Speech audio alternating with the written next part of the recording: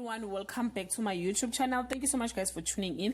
I'm here to update you of what is going to happen on Gomora from the 21st to the 25th of September 2020 on Monday. Teddy and Dogozo try to save Buhle.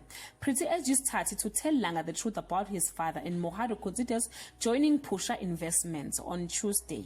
When his big plan seems to fall through, Sibonga starts to wonder what he's gotten himself into. Sparks fly between Teddy and an old crush on Wednesday. The end of one relationship marks the beginning of another. Sibonga finds himself tangled in his own web of lies. On Thursday, the student of Gomora High gets schooled on a subject close to home.